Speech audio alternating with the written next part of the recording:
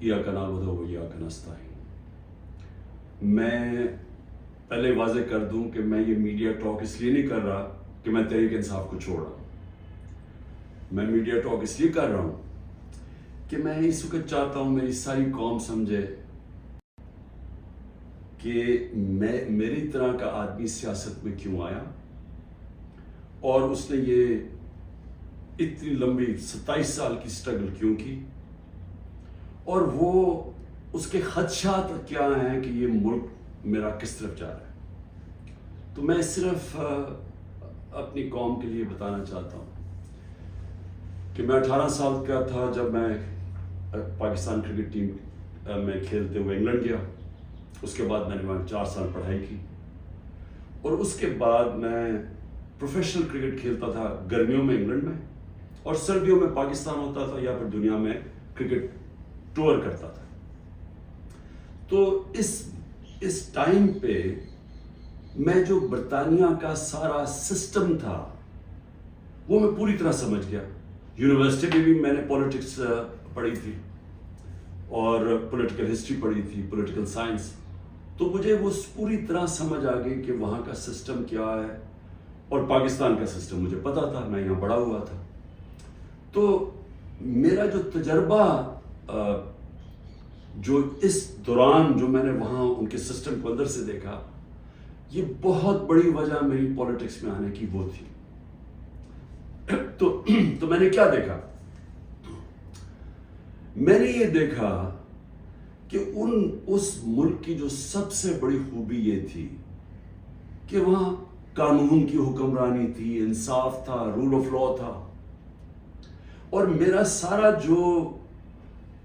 جو برطانیہ کے پاکستانی تھے ان سے میری مسلسل ملاقاتیں رہتی تھی، کیونکہ وہ میں کرکٹ کھیلتا تھا، وہ کرکٹ میچ دیکھنے آتے تھے، جب میں میچز کھیلتا تھا جو پاکستانی انگلینڈ کے اندر تھے وہ میچز پہ آتے تھے، تو میرا انٹریکشن تھا ان سے۔ تو میں جو اوورسیز پاکستانی برطانیہ میں خاص طور پہ ان سے پھر میرا بڑا قریب انٹریکشن رہا۔ تو میں اب آپ کو بتانا چاہتا ہوں کہ فائدہ کیا ہوتا ہے جب ایک ملک میں قانون کی حکمرانی ہوتی ہے، انصاف ہوتا ہے۔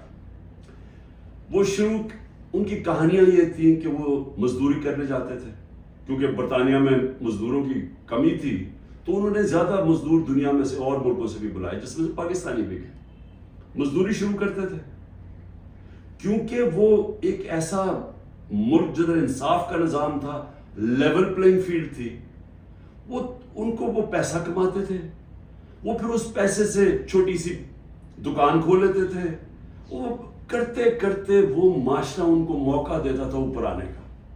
اور وہ کیوں دیتا تھا؟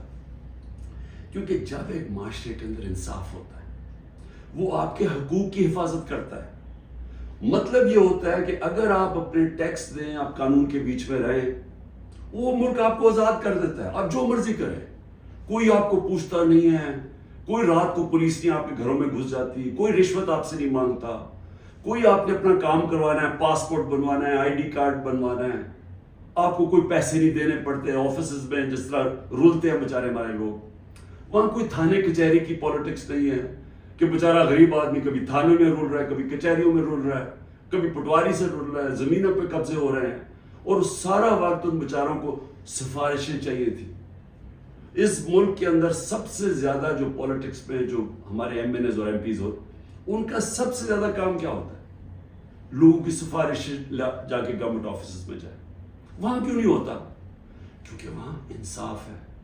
یہ سمجھنا ہے پاکستانیوں آپ نے، انصاف انسانوں کو آزاد کرتا ہے حقوق دے کے، انصاف آپ کو طاقتور سے تحفظ دیتا ہے۔ کوئی بھی آفیشل بیٹھا ہو سرکاری آفس میں، اس کی مجال نہیں ہے آپ کو ذلیل کرنے کی وہاں، کیونکہ وہاں انصاف کا نظام ہے، وہ عدالت میں جا سکتا ہے۔ کوئی اس کی مجال نہیں رشوت مانگنے کی، کیونکہ وہ اس کو عدالت میں جا کے کہہ سکتا ہے اس نے مجھ سے رشوت مانگی۔ کمزور کو طاقتور سے انصاف تحفظ دیتا ہے، اس طرح لوگ آزاد ہوتے ہیں۔ تو وہی پاکستانیوں کو میں نے آہستہ آہستہ دیکھا اوپر آتے ہوئے، ان کے بچے گورنمنٹ سکولوں میں گئے، مفت پڑھے، ان کے بچوں کو اعلیٰ تعلیم ملی، ان کو میں نے دیکھا وہ اور آگے پڑھے، وہ ڈاکٹرز بنے، مزدوروں کے بچے۔ اور سوائے کئی علاقوں میں جو تھوڑی ریسزم تھی، عموماً یہ دیکھا کہ جو وہاں مزدور بھی گئے ان کو دیکھتے دیکھتے بچے آگے بڑھتے گئے، بزنس شروع کی انہوں نے، بڑے کام کیے. لیکن جو بھی یہاں پاکستانی جاتے تھے، جو مجھے ابھی بھی یاد ہے، وہ سارا وقت ترستے تھے کہ میں نے ایک دن پاکستان جانا ہے. وہ پاکستانی میوزک سنتے تھے، پاکستانی فلمیں دیکھتے تھے، کرکٹ میچ دیکھتے تھے، سارا وقت یاد کرتے تھے پاکستان کہ جیسے ہی ہم نے پیسہ کما لیا ہم پاکستان جائیں گے. اب ان کے بچے وہاں پڑھ جاتے تھے، بڑے ہو جاتے تھے. جب بچے تھوڑے بڑھ جاتے تھے، بڑے ہوتے تھے، وہ پھر آپ پاکستان آنے کی کوشش کرتے تھے. اب میں آپ کو بتاتا ہوں کہ کیوں ہم آگے نہیں بڑھ رہے. وہ آتے تھے پاکستان، ان کے بچے جب پاکستان میں بزنس کام شروع کرتے تھے ان سے کام ہی نہیں ہوتا تھا. وہ عادی تھے کہ وہ سسٹم میں جائیں، وہاں سسٹم کام کرتا ہے، کام ہو، وہاں آپ کا جائز کام ہو، آپ کو کوئی پیسے نہیں دینے پڑتے، آپ کو فوری کام ہو جاتا ہے، کوئی رکاوٹیں نہیں ہیں. آپ بزنس کھولنا چاہیں، آپ محنت کریں، آپ وہ بزنس کامیاب ہو سکتی ہے. نفع نقصان ہوتا ہے لیکن کوئی رشوت نہیں مانگتا، کوئی آپ سے آ کے انسپیکٹر نہیں آتا، کوئی یعنی سرکاری آفیشل آپ کو تنگ نہیں کر سکتے. یہاں کی ان کو مشکل پڑ گئی. وہ تھوڑی دیر آتے تھے، کوشش کرتے تھے، تھوڑی دیر کے بعد ملک سے باہر واپس رہ ہی نہیں سکتے تھے. کرپٹ نظام میں ایک وہ نظام جدھر انصاف نہیں ہے، وہ نہیں گزارا کر سکتے تھے. وہ بیچارے ماں باپ واپس چلے جاتے تھے انگلینڈ. کئیوں کو میں جانتا ہوں، انہوں نے پیسہ اکٹھا کیا، محنت کی، 15-20 سال سرمایہ کاری، اتنا سرمایہ اکٹھا کر کے پاکستان آ کے بزنس کھولی. وہ اس نظام میں ان کی بزنس نہیں چلتی تھی. یہاں رشوتیں دینی پڑتی تھی، یہاں ہر سسٹم میرٹ کو اجازت نہیں دیتا آگے بڑھنے کے لیے، کیونکہ انصاف کے لیے. اور وہ یہاں تباہ ہو کے، میں نے دیکھا لوگ یہاں فراڈ ہوئے، ان سے ہر جگہ زمینوں پہ قبضے ہوئے، ان کے گھروں پہ قبضے ہوئے. جب وہ واپس آتے تھے پیچھے قبضہ ہو جاتا تھا. تو ہوتا کیا تھا، وہ سارے پھر واپس چلے جاتے تھے. اور آخر میں یہ ان کو پتا چلا کہ پاکستان میں ہم بزنس نہیں کر سکتے. اب 1 کروڑ پاکستانی ہے. اب یہ ذرا آپ نے سننا ہے، 1 کروڑ پاکستانی باہر بیٹھا ہے. صرف برطانیہ امریکہ میں جو 16,000 پاکستانی امریکن ڈاکٹرز ہیں، 16,000، ان کی نیٹ ورتھ، جو ان کی ٹوٹل ان کی جو دولت ہے، 16,000، 200 ارب ڈالر ہے. 200 ارب ڈالر ان کی نیٹ ورتھ ہے. جو 10 پاکستانی سب سے امیر ہیں اس وقت امریکہ میں، پاکستانی امریکنز، 25 ارب ان کی نیٹ ورتھ ہے، ڈالرز. صرف جو پاکستانیوں کو یہاں سمجھتے ہیں کہ یہاں حالات اچھے نہیں ہیں، جنہوں نے دبئی میں، اس میں حلال کا بھی پیسہ، حرام کا بھی ہے، صرف دبئی میں انہوں نے جو پراپرٹیز لی ہوئی ہیں، 20,000 پاکستانیوں نے، وہ 10.4 ارب ڈالر کی پراپرٹیز لی ہوئی ہیں. ہم 6 ارب کے پیچھے، ڈالر کے پیچھے، IMF کے پیچھے بھاگ رہے ہیں. تو میں یہ صرف آپ کو کیوں بتا رہا ہوں؟ ہمارا ملک، اللہ نے ساری نعمتیں دی ہوئی ہیں اس کو. ایسا ملک دنیا میں نہیں ہے. ہر قسم کی، یعنی 12 موسم ہیں، اوپر سے نیچے جائیں بدل جاتا ہے، ملک بدل جاتا ہے، اس میں ہر کچھ اگ سکتا ہے. زرخیز زمین ہے، اس کو ہم صحیح استعمال نہیں کر پا رہے. لیکن جب تک ہم انصاف کا نظام نہیں ٹھیک کرتے، ہم اس ملک میں اس دلدل میں گھس رہے ہیں. میں اب آپ کو بتاؤں کہ میں نے جب یہ پاکستانیوں سے جو برطانیہ میں تھے، کیونکہ میرا اصل میں کرکٹ کھیلتا تھا، میں نے آپ کو بتایا میرے ان سے رابطہ تھا، تو تب میں نے فیصلہ کیا کہ ہم پاکستان کے اندر جب تک یہاں ایک انصاف کا نظام نہیں آتا، ہمارا ملک آگے نہیں بڑھ سکتا. کیونکہ اتنا بڑا سرمایہ کاری ہو سکتی ہے اوورسیز پاکستانی سے، لیکن وہ آتے ہی نہیں ہے پاکستان میں. وہ صرف اپنی ریمیٹنس بھیجتے ہیں، جو اصل تو سرمایہ کاری سے ملک اوپر جاتا ہے. تو میں نے پھر تحریک انصاف بنائی 96 میں، اور اس کا نام تھا انصاف کی تحریک. اس کی نظریہ کیا تھا؟ اسلامی فلاحی ریاست. وہ نظریہ کدھر سے لیا؟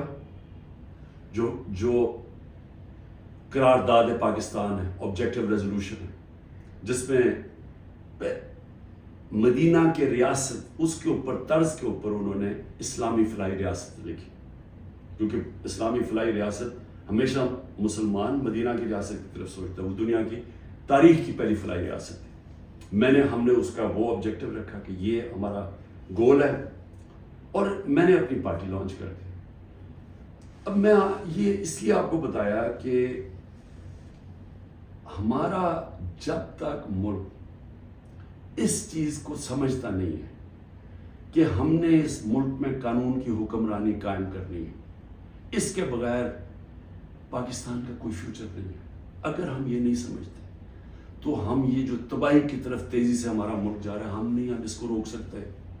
میرے پاس ابھی اعداد و شمار ہیں جو اس موجودہ حکومت نے پرنٹ کیے ہیں، میں ابھی آپ کو وہ بتاؤں گا کہ ایک سال میں ہوا کیا ملک میں. لیکن میں نے ایک اور چیز جو کیونکہ میرا برطانیہ کو میں اندر سے باہر سے اس کے معاشرے کو جانتا تھا، اور جب میں کرکٹ کے آخری دنوں میں میرا سفر شروع ہو گیا، میرے دین کی طرف بھی اسلام کی طرف بھی میں نے پڑھنا شروع کر دیا اور میرا سفر شروع ہو گیا، تو میں نے اس نتیجے پہ مجھے پہلی دفعہ سمجھ آئی کہ جو مدینہ کی ریاست جو میرے نبی صلی اللہ علیہ وسلم کی سنت ہے، کیوں اللہ ہمیں حکم کرتا ہے کہ ان کے راستے پہ چلو؟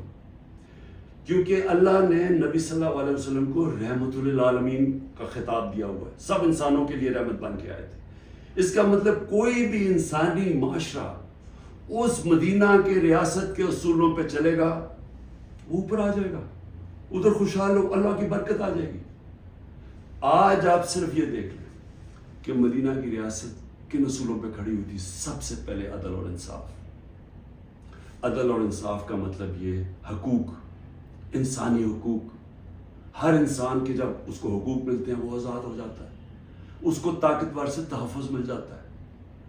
اور انسانوں کو حقوق دے کے پھر فلاحی ریاست بنائی کہ ایک ریاست میں انسانیت کا نظام، کہ ایک ریاست کمزور کا ذمہ داری لے اپنے کمزور طبقے کی، غریب کی، بیواؤں کی، معذوروں کی، یتیموں کی، بوڑھوں کی پینشنز نکلی مدینہ کی ریاست میں. یہ پہلی دفعہ ہوا تھا. تو دونوں آج جن ملکوں میں یہ بنیاد رکھی گئی ہے انصاف پہ، میرٹ پہ، فلاحی ریاست، انسانیت کے اوپر، جدھر تعلیم کے اوپر زور دیا جو میرے نبی صلی اللہ علیہ وسلم نے دیا، وہ سب آگے نکل گئی ہیں.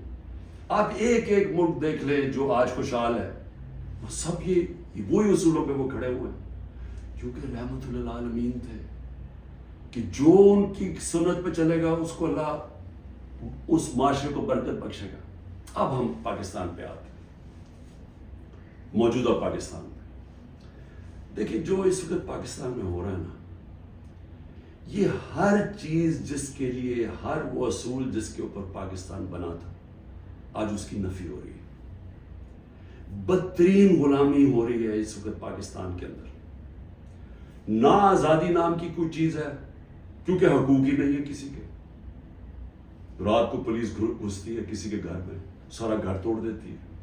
اگر وہ جس کو، اور اس کا صرف قصور ہے کہ وہ تحریک انصاف کا، وہ تحریک انصاف کا نہیں ملتا، اس کی بہنوں کو، ان کو تنگ کرتے ہیں، بہنویوں کو، رشتہ داروں کو، ان کو تنگ کرتے ہیں، ان کو پکڑ کے لے جاتے ہیں، عورتوں کو پکڑ کے لے جاتے ہیں. یہ تو ہم سنتے تھے کہ ہٹلر کی جرمنی کے اندر ایسے ہوتا تھا. میں نے تو اس طرح کی چیزیں سنی نہیں کبھی کہ جس طرح میرے گھر پہ اٹیک ہو. میں اپنا صرف بتا رہا ہوں، بیوی اکیلی بیٹھی ہے، 40 پولیس والے گھس گئے، سارا توڑ پھوڑ کے لوٹ کے چلے گئے گھر، نوکروں کو مارا، جو بچا ہوا ہنسام آئے ان کو اٹھا کے لے گئے اور مارا یا بری طرح. کس قانون کے تحت؟ تو یہاں تو مکمل طور پہ جنگل کا قانون نافذ ہو گیا. یہاں تو بنیادی حقوق ہی ختم ہو گئے ہیں. آج آئین کچھ کہتا ہے، کہاں آئین اجازت دیتا ہے کہ ایک ہوتا ہے کور کمانڈر کا گھر جلایا جاتا ہے. مجھے پہلی دفعہ پتہ چلتا ہے جب میں 4 دن کے بعد نکلتا ہوں، مجھے چیف جسٹس صاحب سپریم کورٹ کے کہتے ہیں، ادھر ہی میں مذمت کرتا ہوں. کون نہیں مذمت کرے گا؟ اب جس کو پکڑتے ہیں وہ آ کے بیٹھتے ہیں، جی میں پی ٹی آئی چھوڑو، میں جی فوج کے ساتھ ہوں اور میں بڑی مذمت کرتا ہوں 9 مئی کو. تو کون نہیں کرتا؟ ہم نے کبھی کہا کہ ہم نے مذمت نہیں کی؟ کوئی چاہے گا اپنے ملک کے، آپ اپنی فوج کے خلاف کوئی کارروائی کریں یا اپنی فوج کو بدنام؟ کوئی چاہے گا؟ کیونکہ جب آپ کی فوج کمزور ہوتی ہے ملک کمزور ہو جاتا ہے. لیکن یہاں تو ایک عجیب ہی ماحول بنا دیا گیا ہے. وہ کور کمانڈر کا انویسٹیگیٹ کیے بغیر, یہ پتہ ہی نہیں ابھی تک کہ کس نے کیا کیا, اس کے انویسٹیگیٹ کیے بغیر پورا پاکستان میں تحریک انصاف کے اوپر کریک ڈاؤن ہو گیا. اچھا جی کتنی جگہ چلی تھی مجھے تو یہ بھی نہیں پتا, کور کمانڈر کا تو ہمیں پتا ہے, اور گاڑیاں کو ہمیں خود, ہمارے پاس تصویریں ہیں کہ پولیس خود گاڑیاں چلا رہی ہے, کہ ہمارے سامنے وہ ریڈیو پاکستان پشاور کیسے جل گیا, وہ مظاہرہ تو کہیں اور ہو رہا تھا, وہ ایک دم وہ جل گیا. کوئی تحقیقات کیے بغیر اس کا بہانہ لے کے, جس طرح ہٹلر نے اپنے مخالفین کمیونسٹ کو ختم کیا تھا 1933 میں جرمنی میں, جس طرح سہارتو نے انڈونیشیا کے کمیونسٹ کو ختم کیا تھا کہ جنہوں نے ہمارے کوئی آرمی آفیسرز کو قتل کیا, ان کو ساروں کے اوپر حلہ دیا, دھاوا بول دیا, جو آج ہوا ہے. تحریک انصاف جدھر ملتی ہے, بھئی کراچی والوں کا کیا کور کمانڈر سے تھا, باقی پاکستان میں تھا, چلے لاہور میں ہم مانا سے ہو گیا, وہ اس پہ بھی تحقیقات کیے بغیر, اچھا چلیے آپ کو بڑا غصہ ہے تو باقی جگہ کیوں پکڑ رہے ہیں ساری جگہ. کوئی تحریک انصاف کا سپورٹر ہو, رشتہ دار ہو, جانا ہو, کوئی کسی نے ٹویٹ کی ہو, ان کو پکڑ کے جیلوں میں ڈال رہے ہیں. 10,000 لوگوں کو پکڑ کے جیل میں ڈال دیا. اور اب یہ جبری طلاقیں ہو رہی ہیں, وہ آتے ہیں بیٹھتے ہیں, جی میں دیکھیں جی میں تو بڑا فوج کے ساتھ ہوں, میں تو بڑا یہ 9 مئی جو ہوا بہت برا ہوا, اور میں تو تحریک انصاف چھوڑوں. تو یہ اس سے سمجھا جا رہا ہے کہ یہ پارٹی کمزور ہو رہی ہے, عمران خان اکیلا رہ گیا. دیکھیں میں سارے جو آج آپ بیٹھے ہیں نا, جو فیصلے کر رہے ہیں اس ملک, میری بڑی غور سے بات سنیں. میں یہ جو آپ کے سامنے آیا ہوں, یہ کبھی جب میں کوشش کرتا ہوں کہ ڈائلاگ کی بات کرو, ہمارے سے کوئی بات چیت تو کر لے, ہم یہ بات کر کے مسئلے حل کر دیں, جس دن میں یہ کرتا ہوں اگلے دن اور سختی شروع ہو جاتی ہے, 2-3 اور FIR کاٹ دیتے ہیں, گھر میں آ جاتی ہے پولیس, کیونکہ سمجھتے یعنی کوئی ایک عجیب ذہن بیٹھے ہوئے, وہ سمجھتے ہیں کہ جو ڈائلاگ کرنا جا رہا ہو وہ اب اس کے گھٹنے کانپنے شروع ہو گئے ہیں, تو اس لیے آ کے اس کے اوپر تھوڑی اور سختی کرو تو بالکل بیٹھ جائے. دیکھیے یہ تو ہونے نہیں لگا. میں پھر سے آپ کو کہہ دوں کہ جب تک میرے میں سانس ہے, میں اس ملک کی حقیقی آزادی کے لیے تب تک پوری جدوجہد کرتا رہوں گا جب تک میں زندہ ہوں. لیکن مجھے اس وقت پاکستان کا خطرہ ہے, مجھے اپنی ملک کی فکر پڑ گئی ہے, اور جو لوگ مل کے یہ سب کچھ کر رہے ہیں ان کو ملک کی فکر کیوں نہیں ہے؟ کیوں آج ہم مجھے یہ نہیں, 308 روپے کا ہو گیا ڈالر اوپن مارکیٹ میں. جب ڈالر 308 روپے کا اوپن مارکیٹ میں ہو جائے تو خطرے کی گھنٹیاں بج جانی چاہیے کہ اب جا رہا ہے پاکستان اس جس کو ہائپر انفلیشن کہتے ہیں, یہ اس مہنگائی کی طرف جا رہا ہے, سارا بزنس ٹھپ, انڈسٹری ٹھپ. ابھی میں آپ کو اس حکومت کے اعداد و شمار بتاؤں گا. تو ان کو کیوں نہیں فکر, یہ PDM والوں کو, ان کے پیسے باہر پڑے ہیں, ان کا اربوں ڈالر اس ملک سے باہر پڑا ہے, ان کو کوئی فرق نہیں پڑ رہا کہ اس ملک کے اندر لوگوں کی $130 کم ہو. 130 روپیہ گرا ہے ڈالر کے مقابلے میں صرف جب سے ہم گئے. تو ان کو نہیں فکر پڑ رہی. وہاں لندن میں بیٹھ کے عاشیاں, بڑے بڑی گاڑیاں, بڑے بڑے ریسٹورنٹس میں بیٹھے ہوئے ہیں, شاپنگ ہو رہی ہے ہیرڈز میں, کیونکہ ڈالرز میں یا چوری کر کے پیسہ وہاں لے گئے ہیں. فکر ہر اس پاکستانی کو ہونی چاہیے جس کا جینا مرنا پاکستان میں ہے. میں عمران خان کو ECL پہ ڈال دیا, شکر کو میں تو آپ کا شکریہ ادا کرتا ہوں, میں تو جانے نہیں چاہتا ملک سے باہر, کیونکہ میں نے کوئی باہر میرے پیسے بینک اکاؤنٹس کچھ نہیں پڑے ہوئے, مجھے تو یہ ملک سے پیار ہے. تو اس لیے ECL ان کو فرق پڑتا ہے جنہوں نے جائیداد ڈالرز میں رکھی ہوئی ہیں باہر, اور ان کو کوئی فرق نہیں پڑ رہا کہ ملک تباہی کی طرف جا رہے ہیں. ذرا آپ یہ صرف دیکھ لیں کہ جب ایک آدمی نے بند کمرے میں فیصلہ کیا کہ جناب عمران خان بہت ملک کے لیے تباہی کر رہا ہے اور میں اس کو بدل رہا ہے, اور اس نے جب گورنمنٹ گرائی, تو ذرا صرف میں اب آپ کو اس حکومت کی اعداد و شمار, ہمارے پاس جو فورن ایکسچینج ریزروز تھے, یاد رکھیں روپیہ مضبوط رہتا ہے جب آپ کے ریزروز اوپر ہو, 16.2 ارب ڈالر. آج وہ ہیں 4.5 ارب ڈالر. منفی 72% ہمارا فورن ایکسچینج گرا. ایکسپورٹس 13% گری ہے. ریمیٹنسز جو باہر سے پاکستانی ڈالر بھیجتے تھے وہ 13% گرے. یاد رکھیں یہ ہر سال ہمارے بڑھتے جا رہے تھے. ہر سال پچھلے سال سے زیادہ ہوتی تھی ہماری ایکسپورٹس بھی, ریمیٹنسز بھی, ڈالر زیادہ آ رہا تھا. اب جب سے یہ آئے ہیں 13% دونوں نیچے چلی گئی ہے بجائے اوپر جانے کے. اس کا مطلب ڈالر کم آ رہے ہیں پاکستان میں, قرضے بڑھتے جا رہے ہیں, ڈالر کم آ رہے ہیں, اور ہم نے قسطیں بھی دے دی. ٹیکسٹائل ایکسپورٹس جو ہماری سب سے بڑی ایکسپورٹ ہے منفی 14% گر چکی ہے. انٹرسٹ ریٹ, اب بزنس کام کون کرے گا؟ ہم جب تھے 9.8 تھا, آج 21% ہے ہمارا سود. ہمارا جو ایکسچینج ریٹ ہے آفیشل 180 کر لیں ہمارا تھا, جب ہم گئے 180 روپے ڈالر تھا. آج 287 روپے ڈالر آفیشل ریٹ ہے اور 308 پہ پہنچ گیا ہے اوپن مارکیٹ میں. مہنگائی کے اوپر بڑا شور مچا تھا. 12.7% تھی ہماری کنزیومر پرائس انڈیکس. مہنگائی کی دو ہوتی ہیں قسمیں. ایک جس کو کہتے ہیں کنزیومر پرائس انڈیکس جو سی پی آئی ہوتی ہے, وہ 12.7 تھی. آج 36.4% ہے. پاکستان کی تاریخ کی سب سے بڑی مہنگائی. لیکن اس سے زیادہ خطرناک جو سینسٹیو پرائس انڈیکس ہے وہ 14.2 ہمارے دور میں تھی. آج وہ پاکستان میں 42.1% ہے. پٹرول, یاد رکھیں ہمارے دور میں پٹرول 110 سے 115 لیٹر 110 سے 115 ڈالر پہ بیرل گئی تھی. آج وہ 70-80 کے بیچ میں ہے, یعنی ادھر سے آ کے. ہمارے دور میں 150 روپے لیٹر پیٹرول تھا, 145 روپے لیٹر ڈیزل تھا. آج ڈیزل پہنچ گیا 260 روپے اور پیٹرول پہنچ گیا 270 روپے. جب پیٹرول مارکیٹ میں نیچے, انٹرنیشنل تیل نیچے چلا گیا تو یہ آپ ذرا دیکھیں تقریباً 100 روپے اوپر گیا. آٹا جو ہر آدمی کو افیکٹ کرتا ہے, ہمارے دور میں 55 روپے تھا کے جی, آج وہ پہنچ گیا 136 روپے کے جی. 130% کا اضافہ ہوا اس میں, اور یہ عام آدمی کو سب سے زیادہ تکلیف دے رہی ہے. چاول 103 روپے کے جی تھا, آج 202 روپے کے جی ہے. 95% ہمارا چاول کی قیمت بڑھی ہے. یہ بھی عام آدمی کا.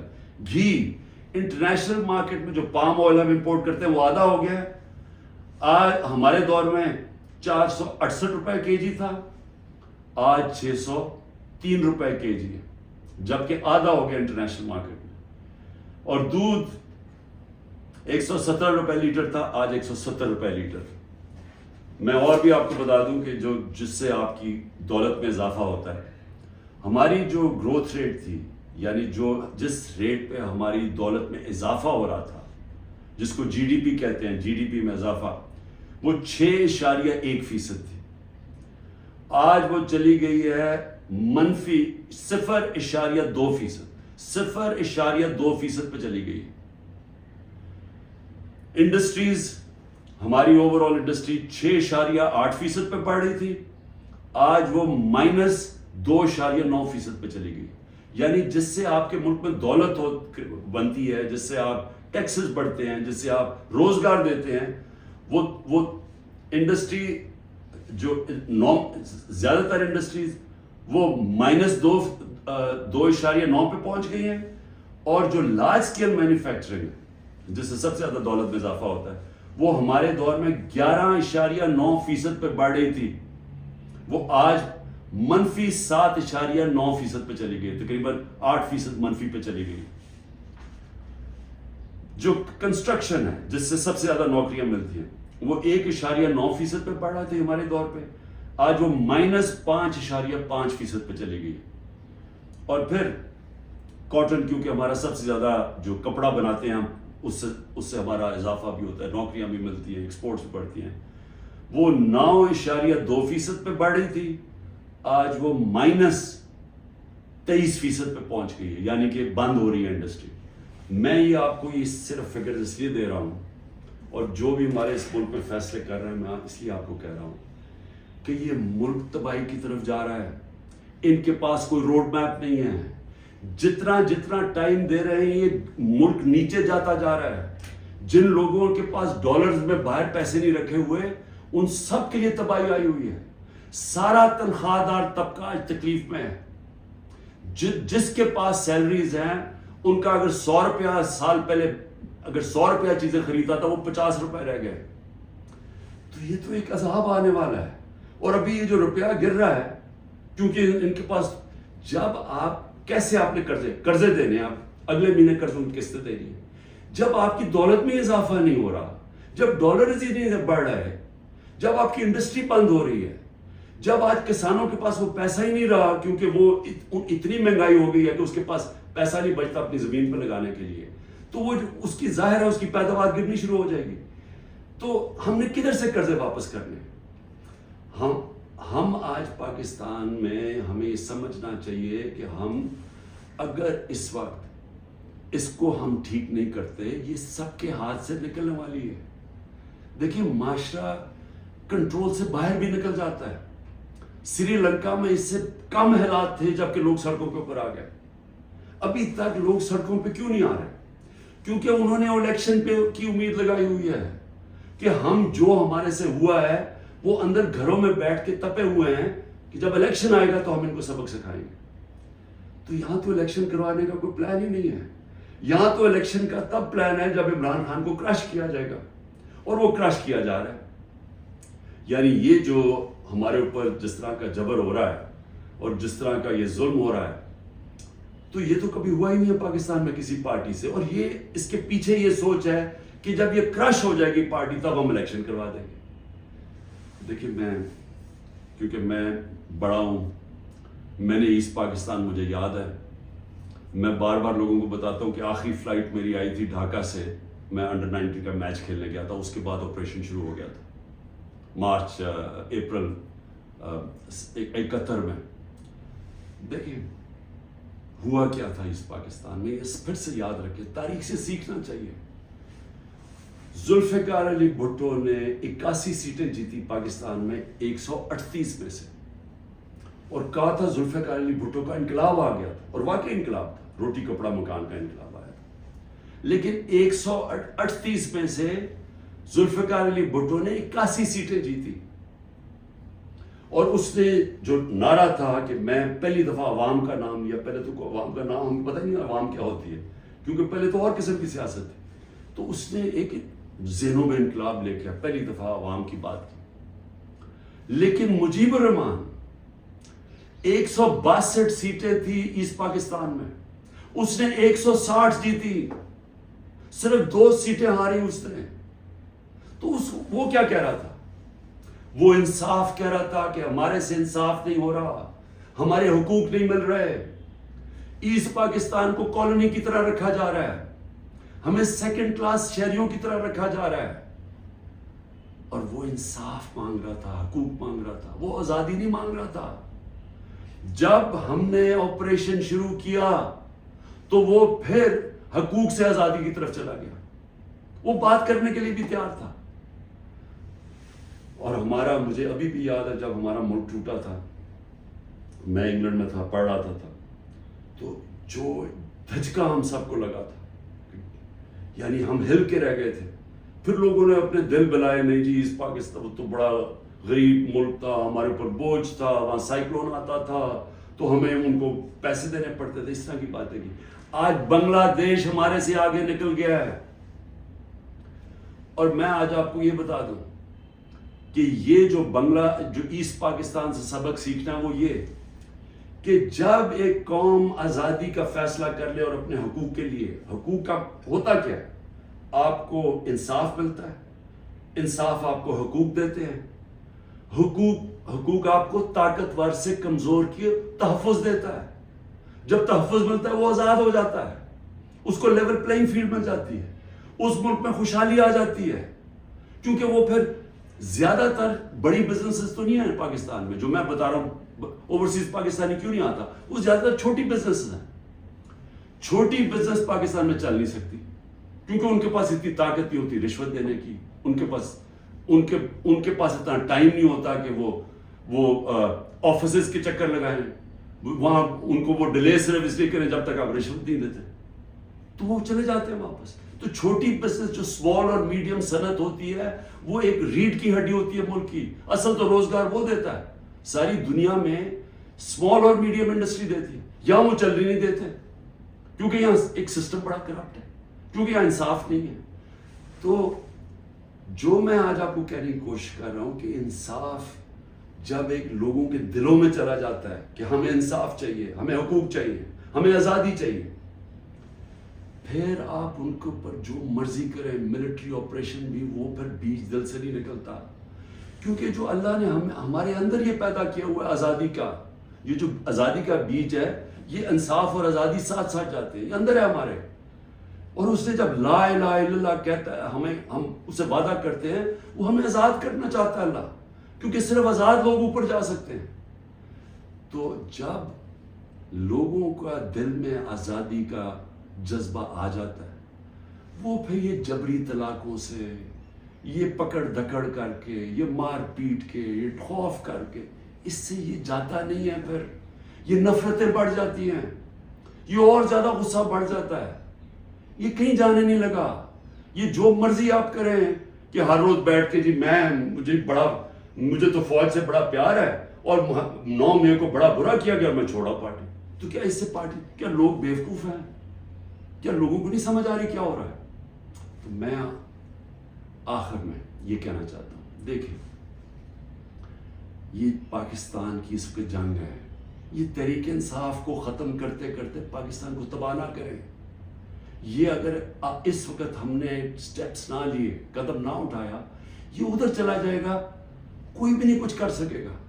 سارا تنخواہ دار طبقہ تھوڑی دیر میں کھڑا ہو جائے گا، جب ان کے گھر میں چولہے نہیں ڈلیں گے، جب ان کی دیکھتے جائیں گے کہ ان کے پیسے کو خریدار کم ہوتی جا رہی ہے، جب وہاں عورتیں ہیں، ان کو پتا ہے کہ جو کچن چلاتی ہیں کہ کیا ہو رہا ہے آج ان کے ساتھ، وہ میں نے آپ کو بتایا سینسٹیو پرائس انڈیکس جو کہ کھانے پینے کی چیزوں کا ہے وہ 42% پہ ہے۔ تو جب یہ حالات ایسے ہو جائیں پھر ایک معاشرہ پھٹ جاتا ہے۔ تو میں اس لیے بات چیت کی بات کر رہا ہوں کہ یہ ٹائم ہے، یہ ملک ٹھیک تب ہوگا جب اس سارے ملک کے ادارے اکٹھے بیٹھیں اور ملک کی سب سے بڑی ایک ہی جماعت جو فیڈرل پارٹی ہے پاکستان کی، وہ سب اکٹھے بیٹھیں اور وہ بیٹھ کے اس مسئلے کا حل نکالیں۔ یہ ڈنڈے مار کے مسئلے کا حل نہیں ہونے لگا، یہ جو بھی کریں گے، میں تو بیٹھا ہوں کہ ہر روز میں انتظار کرتا ہوں کہ کس دن پکڑنے آئیں گے، میں تو تیار ہوں اس کے لیے، اس سے مسئلہ نہیں حل ہونے لگا۔ اس کی سلوشن اس میں ڈنڈے مارنے میں نہیں ہے اور ظلم کرنے میں۔ اگر یہ ہوتی تو اس پاکستان نہ علیحدہ ہوتا۔ اس کا مسئلہ اس ملک میں قانون کی حکمرانی قائم کرنا ہے، ادارے مضبوط کرنا ہے، سارے اداروں کو اپنے آئینی رول کے اندر فنکشن کرنا ہے، لوگوں کو آزاد کرنا ہے، ان کو حقوق دے کے۔ کبھی اس ملک میں نہیں ہونا چاہیے کہ لوگ گھروں میں بیٹھے اور رات عورتیں نہ پرواہ چادر نہ چادر والی لوگ آئے گھر توڑ کے چلے گئے اور کوئی پوچھنے والا نہیں ہے، اور انہیں پتا ہے کیونکہ وہ طاقت والا کوئی پوچھے گا ہی نہیں۔ عدالتوں سے سارا خوف چلا گیا، عدالتیں جا کے فیصلہ کرتی ہیں، عمران ریاض کو لے کے آؤ، وہ ابھی تک پتہ ہی نہیں ہے وہ کدھر چلا گیا۔ اور جس طرح کے تشدد کی میں نے کہانیاں سنی ہیں کہ جو باہر نکلتے ہیں، کئی لوگوں کو، سب کو نہیں کیا، کئیوں کو تو برے حالات میں رکھا ہے کہ اتنے چھوٹے سے دڑبوں کے اندر لوگوں کو بند کیا ہوا ہے، لیکن کئیوں پہ تشدد کیا۔ تو میں یہ سوال پوچھتا ہوں کہ ہماری جب عدلیہ کی بات، ان کی ورڈکٹ ہی مانے جائیں گے، عدلیہ کہتی ہے الیکشن کرواؤ، آئین کے مطابق وہ الیکشن ہی گورنمنٹ کرواتی، تو یہ ملک تو تباہ کی طرف چلا گیا نا، بنانا ریپبلک بن گیا۔ یہ ملک تو وہ جنگل کا قانون آ گیا آج پاکستان میں۔ تو میں اس کی آخر میں اپیل کرتا ہوں کہ بات چیت کرنی چاہیے فوری طور پہ۔ جو یہ کیا جا رہا ہے یہ کوئی حل نہیں ہے، اور اس کو یہ نہ سمجھیں کہ عمران خان کی کمزوری ہے، کیونکہ جب میں یہ بات چیت کی بات کرتا ہوں اور سختی آ جاتی ہے، باہر پولیس پہنچ جاتی ہے، وارنٹ نکلاتے ہیں، یہ مجھے اس سے کوئی فرق نہیں پڑتا۔ مجھے اپنی ملک کی اس وقت فکر پڑی ہوئی ہے، اور آپ سب کو بھی فکر ہونی چاہیے کہ یہ جو میں نے آپ کو بتایا ہے، آج اگر 308 روپے کا اوپن مارکیٹ میں ڈالر مل رہا ہے تو سمجھ جائیں کہ پاکستان ادھر اب پہنچ جائے گا جدھر سارے لوگوں نے ڈالر خریدنا ہے، کسی نے سرمایہ کاری نہیں کرنی۔ باہر سے اوورسیز پاکستانی ریمیٹنسز انہوں نے لیگل چینل سے نہیں بھیجنا کیونکہ اتنا فرق پڑ گیا اوپن مارکیٹ اور آفیشیل ریٹ کے اندر. تو یہ تو ملک تو جا رہا ہے نیچے. تو اس لیے میں پھر آخر میں اپنی ساری قوم کو کہتا ہوں کہ آپ سب صبر کریں, اپنی پارٹی کو کہتا ہوں صبر کریں. یہ جو کیا جا رہا ہے آپ سے کہ کن پٹی پہ بندوق رکھ کے جی میں پی ٹی آئی چھوڑ رہا ہوں, کوئی فکر نہ کریں, کبھی کوئی پارٹی سے نہیں ختم ہوگی. پارٹی تو ختم ہوتی ہے جب نظریہ ختم ہو جاتا ہے. آج آپ کے سامنے پی ڈی ایم کی جماعتیں ہیں, پوری اسٹیبلشمنٹ کی مدد کر رہی ہے, الیکشن کمیشن ان کے ساتھ ملی ہوئی ہے, انتظامیہ ساری ان کے ساتھ ملی ہوئی ہے. کیوں یہ الیکشن سے ڈر رہے ہیں؟ سارا تو آپ کے پاس امپائرنگ بھی اپنے ہیں, پھر بھی ڈر رہے ہیں کہ جی عمران خان کو پہلے ختم کرو پھر الیکشن لڑیں گے, کیونکہ ان کا ووٹ بینک ختم ہو گیا ہے. پی ٹی آئی کا ووٹ بینک بڑھتا جا رہا ہے. جتنا یہ ظلم کر رہے ہیں اور زیادہ پبلک ہمارے ساتھ کھڑی ہو رہی ہے, اور انشاءاللہ جب بھی الیکشن ہوگا آپ کے سامنے آ جائے گا رزلٹ. شکریہ.